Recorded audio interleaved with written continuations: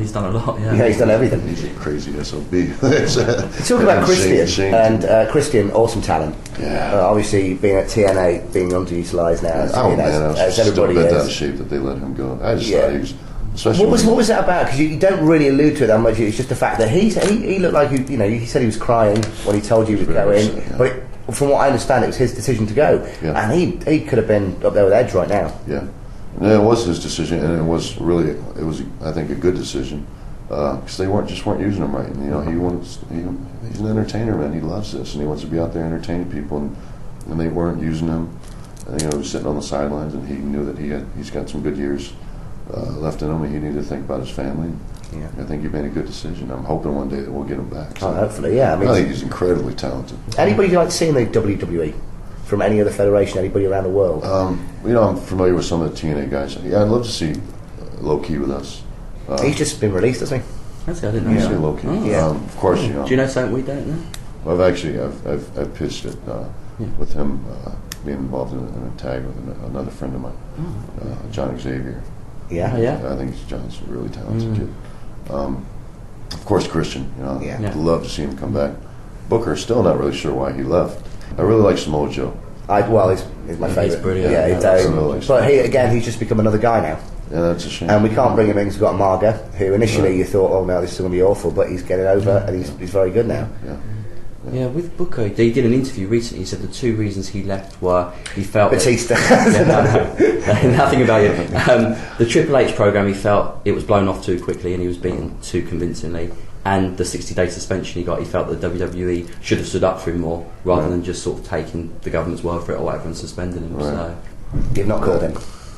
No. We weren't on bad terms at all though when he left. Actually, I was sad to see him go to Raw. I thought he was really good on our show. One of the biggest elements of our show. Yeah. It's a shame because if he'd stayed on SmackDown, he might not have felt the need to go. Right, and we had put aside our differences a long time ago. Yeah. So there's no. What's it like when you've got an issue with a guy and you're in the ring? Does it add more to the match? Like I thought Matt Hardy and Edge pulled off a better match because there was that between them. Or can it go the other way? And is it the trust issue goes out the window? Or when I came back to SmackDown, I think there were still some harsh feelings there.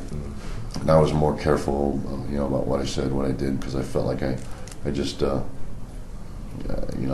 couldn't be as honest and open as I wanted to be. I also couldn't be as aggressive as I wanted to be in the ring because I felt like it might have been taken wrong.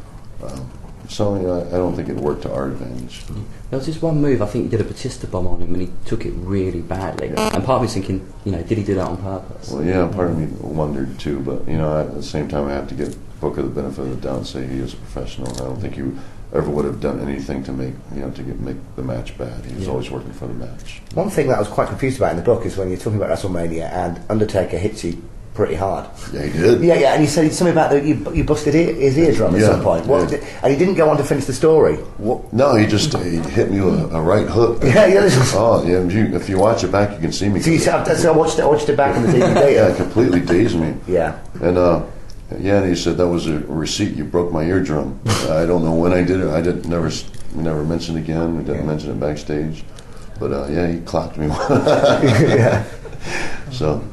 But one of the cool things about Undertaker is when he'll let you know, like in the ring when you're working. He's an awesome. You'd never pick this up, but he'll tell if you're not being aggressive enough, he'll kind of cheer you on. Come on, bring it, stuff like that. So he's never afraid for you to be super aggressive. But I guess if you bust his eardrum, you're going to get a right hook to the jaw. Yeah, definitely. So we were at WrestleMania. I was also at Cyber Sunday as well. So I've probably seen the two best matches of your career because I thought that was absolutely fantastic as well.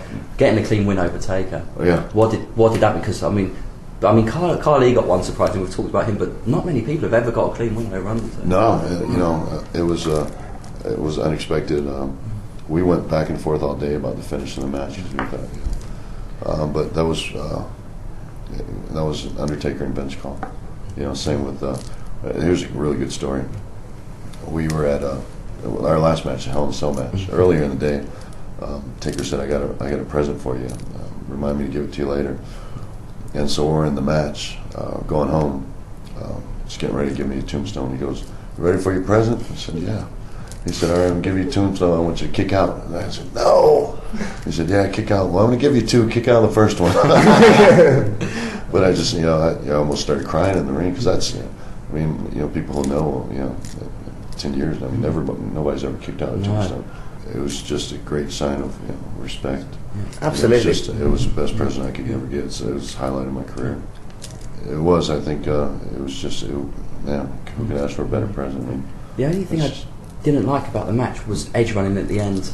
A lot of people thought that just took away from they just wanted to see another war with an outcome, a clear-cut outcome. But it's one of those things we got to move forward, and this makes things interesting, and we'll move into a different direction on our show. But just still in disbelief that he, let me kick out a tombstone.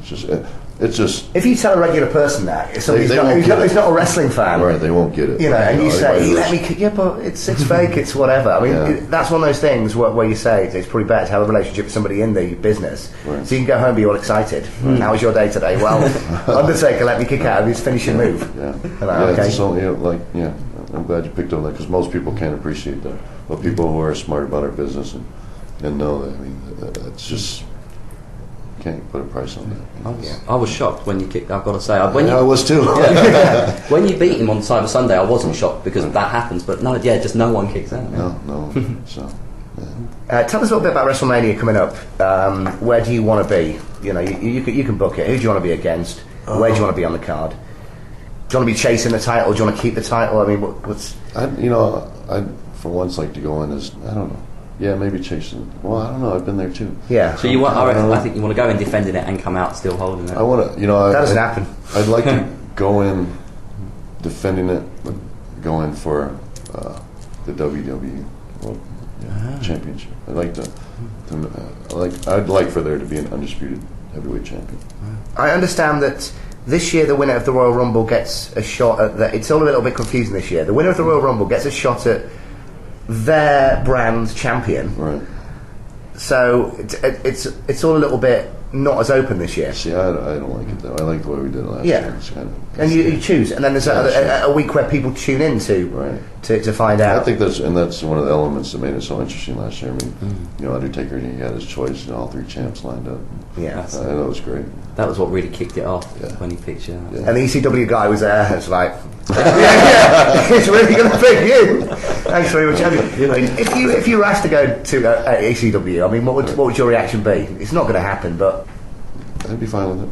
Yeah, I've been pretty willing, my whole career as long as I love what we do, and I think if they sent me to ECW, then I'd look at it as good opportunity.